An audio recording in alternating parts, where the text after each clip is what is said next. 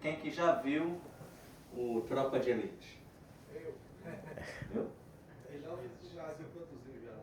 Então, nessa tarde a gente está tentando buscar vários tipos de superações, de incentivo, de análises. E aí o Batista topou estar aqui conosco. Ele que acabou de sair da polícia, né? Não sair, mas ir para a reserva. Então, Batista, a palavra é sua. Eu ia começar Tropa de Elite. com a música, de fato, mas aí acabei nessa correria não conseguindo. Mas dizer que toda a minha admiração a você, ao Pimentel, e possa ser proveitosa a sua palestra aqui conosco. Obrigado. Obrigado. Bom, boa tarde a todos. Me chamo André Batista, eu sou coronel da Polícia Militar, da reserva agora na Polícia Militar. Recentemente fui para a reserva depois de 33 anos de serviço. Eu sou bacharel em Direito, pós-graduado pela UFRJ em Segurança e Cidadania. Eu tenho MBA em Gerenciamento de Projetos. Sou formado em Direito pela PUC, aqui do Rio. Tenho mestrado em Gestão Empresarial. Agora que os caminhos estão se abrindo, eu também estou me enveredando aí pelo empresariado. Montei já uma empresa de consultoria em segurança patrimonial. Estou desenvolvendo, a gente está desenvolvendo, mas o que eu aprendi nesses 33 anos, né? Eu tive uma carreira nos anos 90 como tenente do BOP. Eu fiz o curso de Operações Especiais em 1996 e fiz uma carreira como tenente-capitão comandando tropa especial, né? A unidade de polícia especial aqui do Rio de Janeiro, que é o BOP. Então, nesse ínterim, eu aprendi muita coisa sobre gerenciamento de crise, sobre gerenciamento de pessoas. E alguém pode passar para mim? Então, o que é a nossa conversa aqui? Fazer as apresentações, né? Servir no BOP, o que é o servir no BOP? As outras unidades que eu comandei o 9º Batalhão, aqui, não sei se todo mundo aqui é do Rio, mas comandei o 9º Batalhão, comandei o 18º Batalhão, Rocha Miranda, Jacarepaguá, Batalhão de Polícia de Choque, fui subcomandante do BOP, comandei a Academia de Formação de Oficiais da Polícia Militar e fui coordenador de assuntos estratégicos também da Polícia Militar. A gente ia falar um pouco de alto risco, de crime organizado, de liderança, a experiência profissional, né, os livros. Eu tive a oportunidade aí, já depois que eu servi, ainda servindo no BOP, ocorreu aqui no Rio de Janeiro um evento, acho que todo mundo deve se lembrar, do sequestro de um ônibus, né, chamado 174. Eu era um negociador naquele evento e dali a gente foi convidado para fazer um filme, um documentário. O então diretor, né, um diretor neófito, José Padilha, fez um documentário e convidou parte dos oficiais do BOP para fazer parte com seus depoimentos, para fazer parte daquela película, né? E aí aconteceu que dali foi um sucesso, a exploração daquela ocorrência horrível, né? Foi uma tragédia aquilo, mas a exploração daquela ocorrência levou todo mundo a olhar para um lado que até então ninguém conhecia, que era o depoimento dos policiais.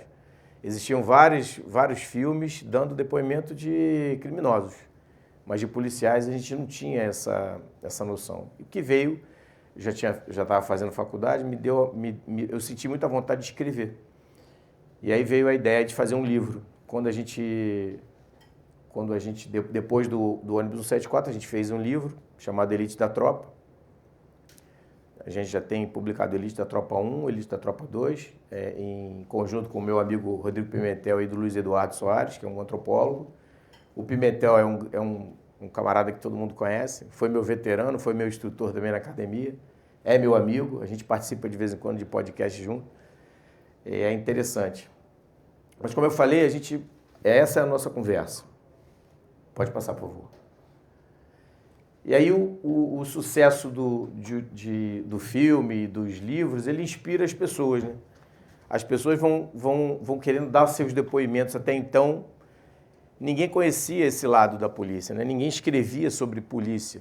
Apesar de serem obras de ficção, elas davam muita margem aos ideais que a gente trazia no dia a dia, né? No dia a dia de violência aqui da cidade. Pode passar, por favor. E com isso, a gente viu, atrás, a gente viu vários outros policiais terem ideias de lançarem também seus livros, né? De explorarem essa vertente do dia a dia do Rio de Janeiro, que é um dia a dia que a gente vai ver aqui, um dia a dia bastante complicado, mas é um dia a dia possível de ser revertido, né? Pode passar, por favor. O que a gente encontra no Rio, por exemplo, que é muito complicado a gente falar sobre isso, né? A gente é igual filho, né? A gente pode bater, né? Mas a gente não gosta que ninguém fale mal do nosso estado, não é isso? E tenho certeza que a maioria das pessoas é assim. O que a gente encontra aqui, né? A gente encontra uma evolução da natureza dos conflitos, uma urbanização descontrolada na cidade, principalmente na cidade, concentração de poder e riqueza. A gente encontra insurgência, a gente encontra corrupção. E quais são as ideias, forças que a gente explora, né? As características sempre de um ambiente urbano, né? O problema da soberania. Aqui, só para vocês terem uma ideia, só em 2024, eu fui para a reserva agora em junho. Só em 2024 eu fui comandante das Forças Especiais no Rio, né? Então, eu era o comando intermediário que comandava BOP, choque, grupamento aeromóvel, batalhão de ações com cães e CSPP, que é o Centro de Instrução Especializado e Pesquisa Policial. O que a gente encontra nisso tudo? Problemas de soberania. Só no ano de 2024, a nossa unidade, chamada Núcleo de Apoio a Operações Especiais, trabalha com retroescavadeira. Algum estado aqui, alguém representante já viu a polícia ter retroescavadeira? Pá carregadeira? É para derrubar tudo que você imagina. A gente trabalha muito aqui com barricada. A gente destruiu 7.700 toneladas de barricada em 2024. Isso, para quem é da construção civil, vale o alerta, né? Estão movimentando muito a construção civil em termos de barricada. Construção, né? Então, em 2024, eu tomo o ano de 2024 porque é o último ano de análise, né? Mas só em 2024, no Rio de Janeiro, nós apreendemos 628 fuzis. 628 fuzis. A Bahia, que é um estado que está em ebulição, né, apreendeu 50. Só para a gente ter uma ideia do que é o Rio de Janeiro em confronto com outros estados. Nós tivemos um sem número de ocorrências. Se você apreendeu 628... Nem me faça essa pergunta. Existe uma noção de quanto existem aí? Nem me faça essa pergunta. Isso é uma probabilidade espiritual, tá? Você pode... O que acontece quando você aprende um fuzil? Primeiro, a ideia é uma concepção de que as pessoas entregam o fuzil para você. Isso não existe, tá, pessoal? O camarada, ele não entrega o fuzil para você, né? Ele resiste.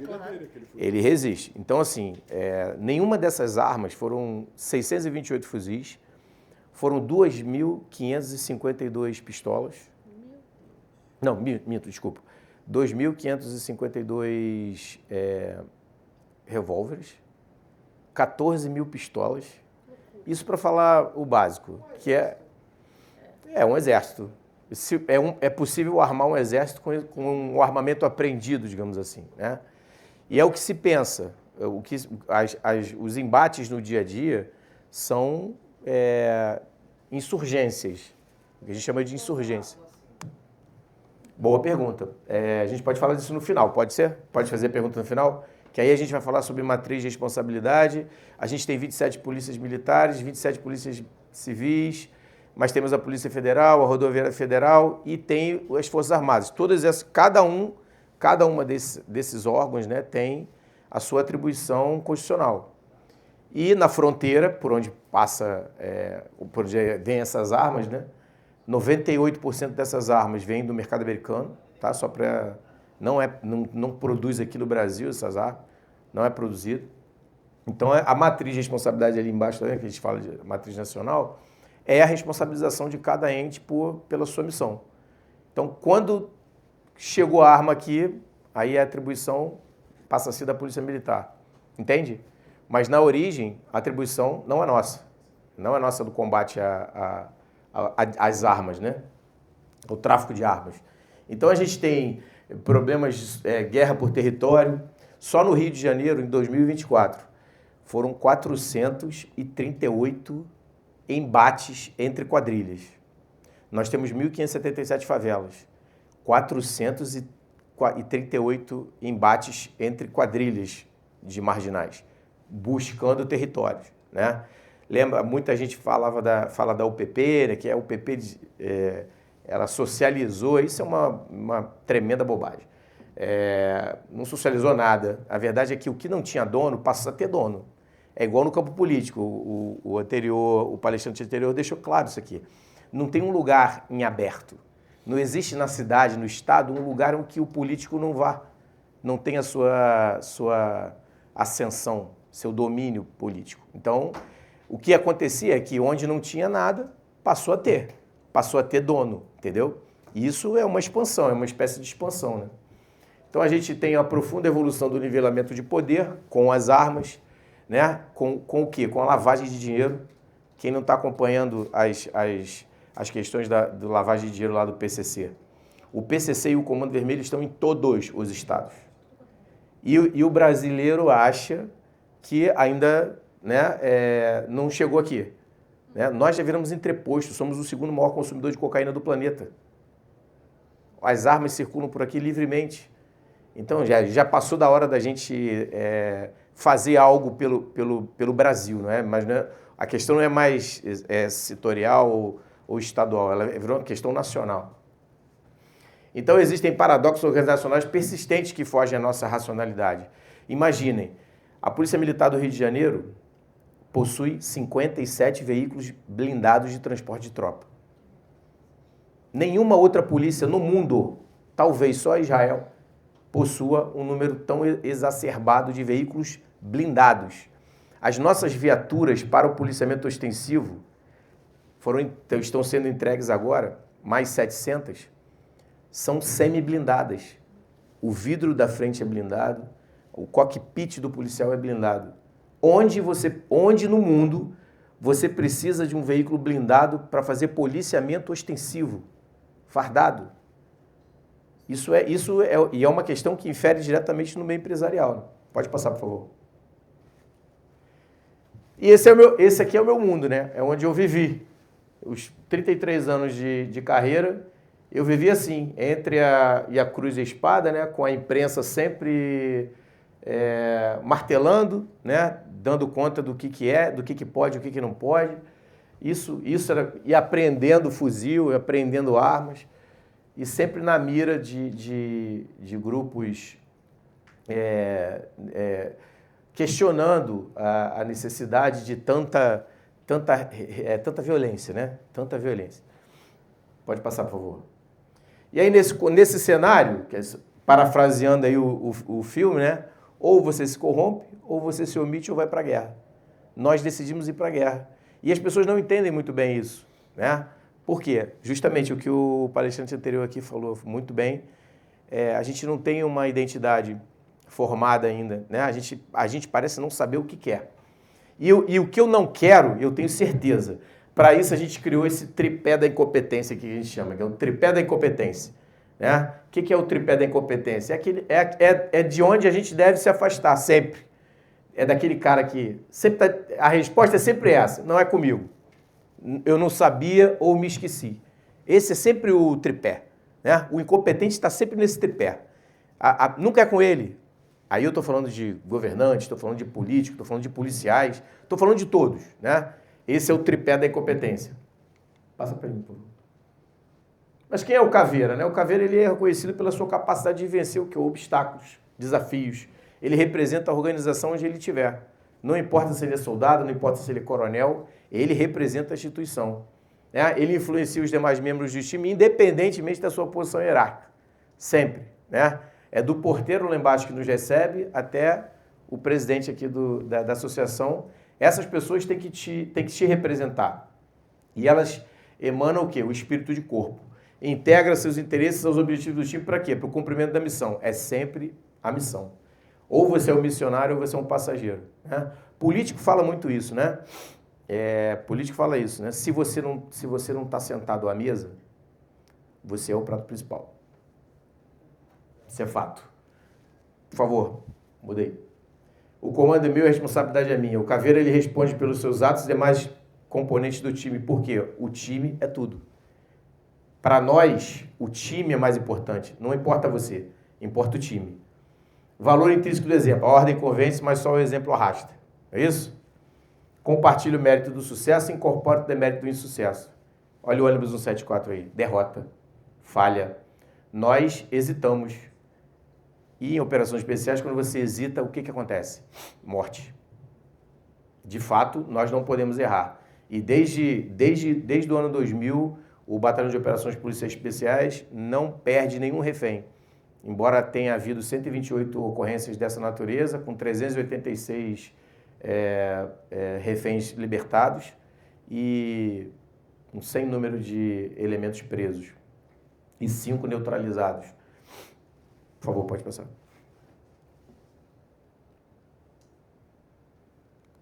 Eu não estou conseguindo passar.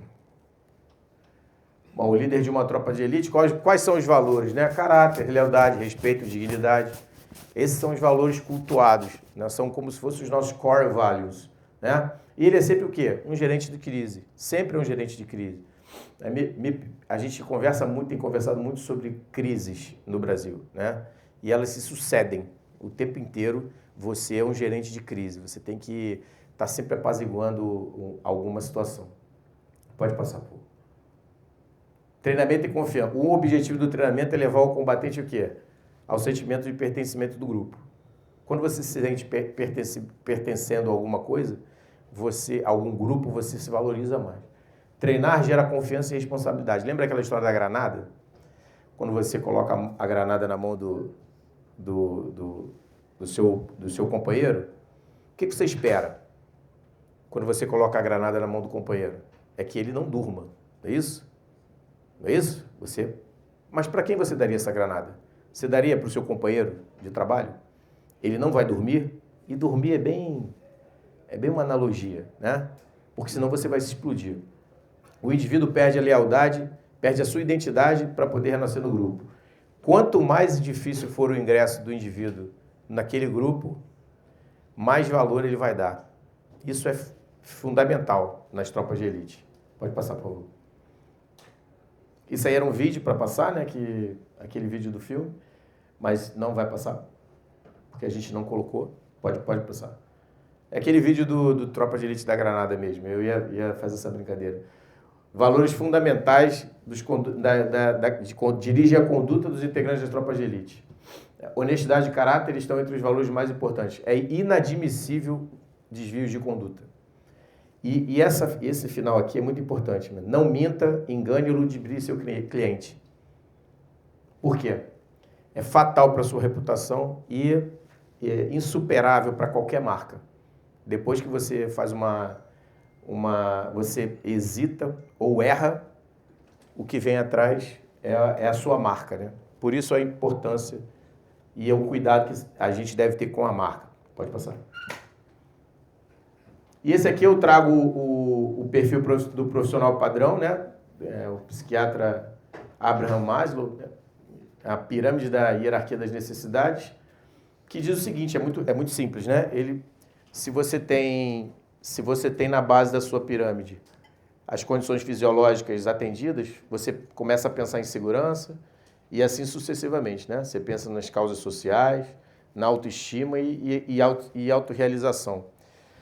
Pode passar, por favor. Mas nas tropas especiais, o perfil do profissional de elite está justamente ao contrário. Ele coloca autorrealização e autoestima na frente de todos os outros valores.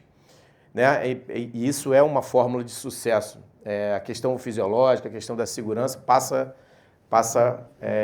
em branco. Pode passar, por favor.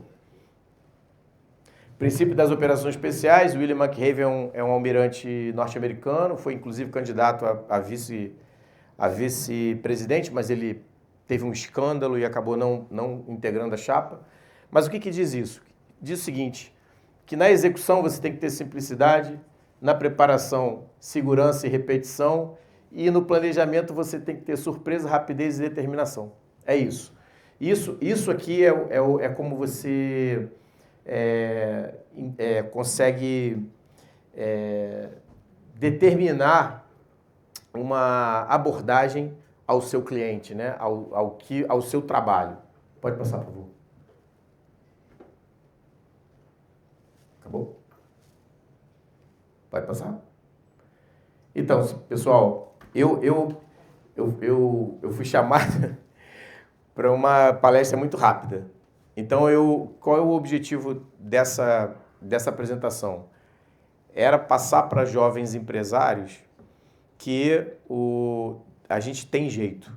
O Rio de Janeiro tem jeito. E nada melhor do que boas mensagens, né? Eu escolhi algumas mensagens que falam muito das operações especiais. Então, é só para vocês terem uma ideia. Quem está passando? Tá, vou lá. Não, volta lá, por favor. O mais importante não é você, o mais importante é a missão e as pessoas encarregadas de cumprir a missão. Saia do escritório, converse e entre em contato com as pessoas que operam dia a dia. Pode passar. Essas são as ideias força. Intensidade, entrega, determinação, energia, gestão de risco, formação de líderes, muito importante. O palestrante anterior não falou sobre isso, eu tenho certeza que ele ficou de falar isso, mas a formação de líderes é muito importante. O Brasil está precisando de liderança. E é o que essa diversidade, essa pouca orientação, talvez venha disso. Que a formação de líderes está bem abaixo do que a gente poderia. Você acha que a formação de líderes hoje em questão de segurança, ela está menos focada, assim, menos potencialmente usada, né? Por conta de questões públicas ou o interesse do indivíduo? Porque a segurança ela fica entre, né, proteger e manter a ordem pública. Então, assim, nesse fator, assim, hoje em dia, o que pesa mais, vai do fator político ou vai do... O fator político está em tudo. Tá em tudo. Não adianta. Isso a gente pensa, às vezes a gente fala que não gosta. Ah, eu não gosto de política. Você tá, é a mesma frase que eu falei anterior.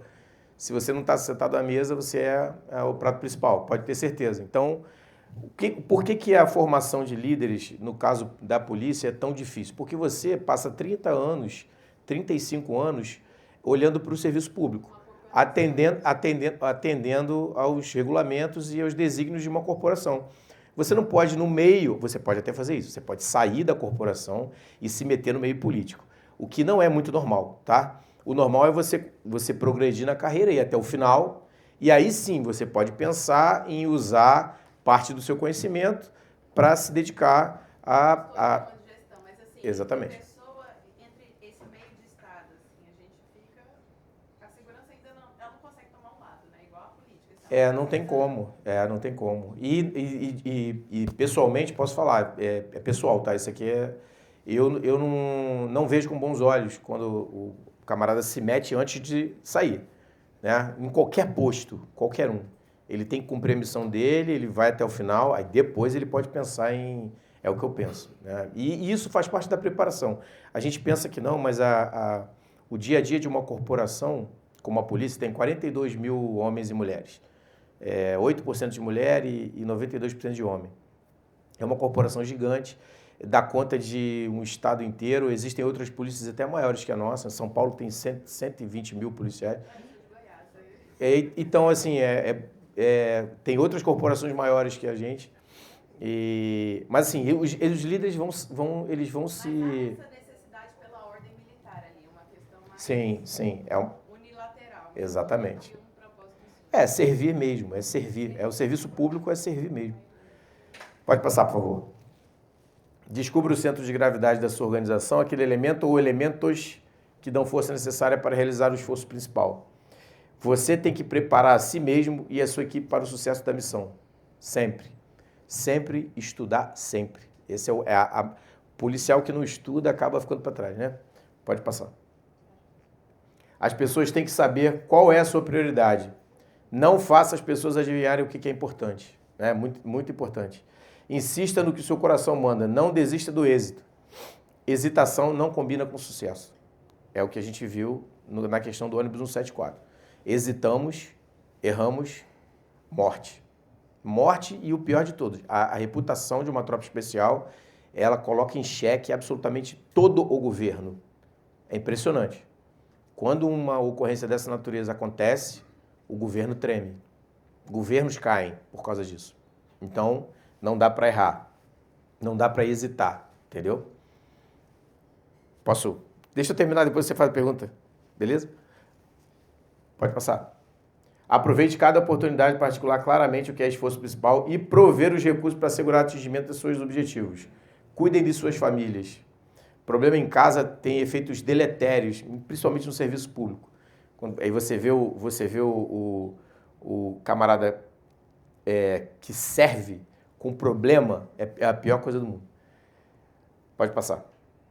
Escute e ajude qualquer pessoa, a qualquer momento. Espere e exija que seus subordinados façam o mesmo.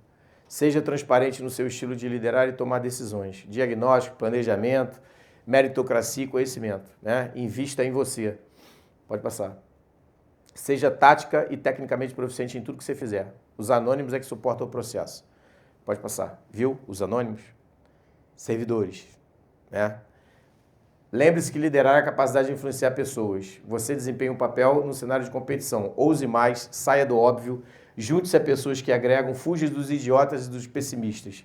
É por isso que aquela questão, né, do tripé da incompetência. Fuja dos idiotas e dos pessimistas. E perseverem. Pode passar. Pode passar. Esse era um outro vídeo, é um vídeo do Complexo do Alemão, que eu gosto de passar, para lembrar aquelas imagens, né, da retomada do Alemão, que todo mundo questiona muito, e eu vou deixar para o final para a gente... não vou passar o vídeo, porque não dá tempo. No outro palestrante fica... Caveira vai e vença, e o finalzinho aí esse era o meu recado aqui hoje. Desculpa aí o tempo, a correria, porque era para ser em 20 minutos, então eu acho que eu estou dentro do prazo aí. Pode passar. Qualquer coisa, entre em contato se tiver a pergunta da senhora, desculpa. Na verdade, era mais uma curiosidade. Se você tivesse a oportunidade de receber recursos públicos, como uma pessoa integrante das forças especiais e enxergando as precariedades existentes dentro do serviço, onde você alocaria esses recursos financeiros para o aprimoramento da técnica? Então, vamos lá. Seu nome? Natália, é o seguinte, eu eu fui ex-comandante do Comando de Operações Especiais e a polícia vem num processo de descentralização de recursos. Quando você descentraliza os recursos, você vira ordenador de despesa. Então eu recebia, eu tinha que receber, eu não recebi porque eu fui exonerado. Mas quem está no meu lugar hoje vai receber uma verba para, digamos assim, aplicar. Você perguntou para mim, então eu vou responder como se estivesse lá, tá? Onde eu aplicaria parte dos meus recursos? Na tecnologia. Não pensaria duas vezes. Vou dar um exemplo. A gente tem um núcleo chamado NUARP, Núcleo de Aeronaves Remotamente Pilotadas. Hoje em dia, as pessoas pensam em helicóptero. A polícia tem 7 aeronaves, a polícia militar. E hoje, toda vez que uma aeronave levanta voo, hoje não, né? Antes. Quando levantava voo, quando eu autorizava levantar voo, eu ficava morrendo de medo. Por quê?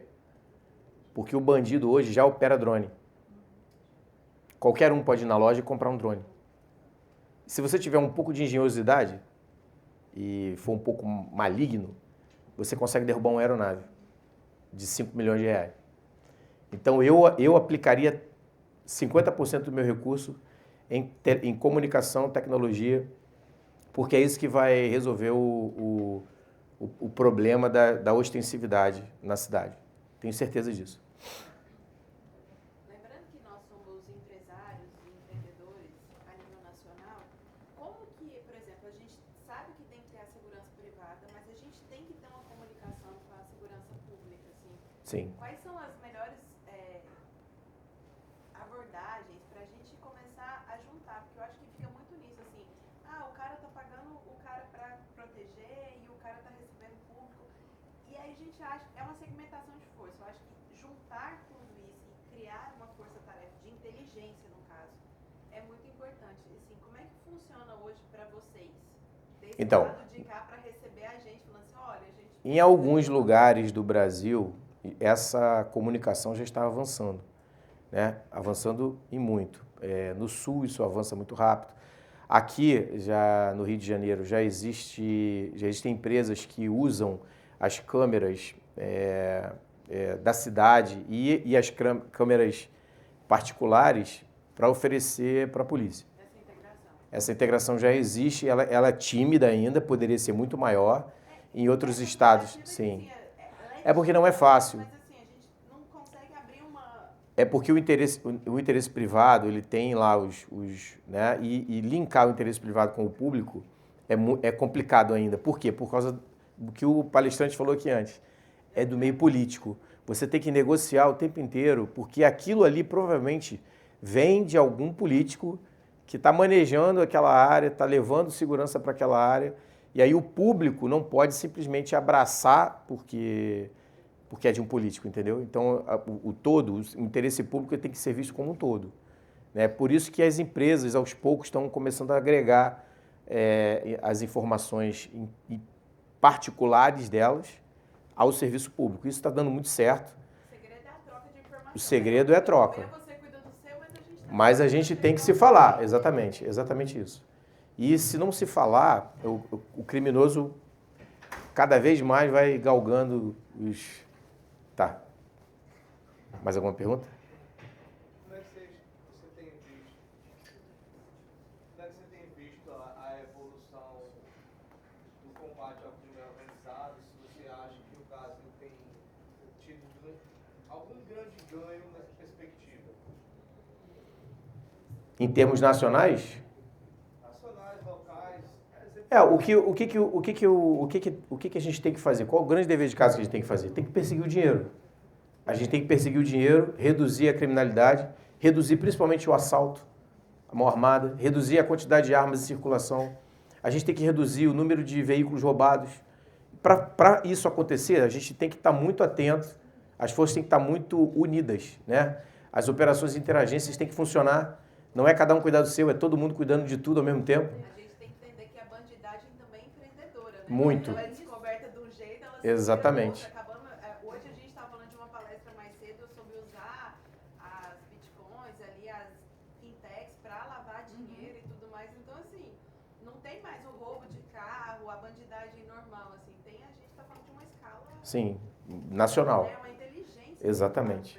E se bobear internacional, né? Com certeza. Obrigado, pessoal. Coronel, muito obrigado aí pela sua disponibilidade. Uma pena esse curto tempo.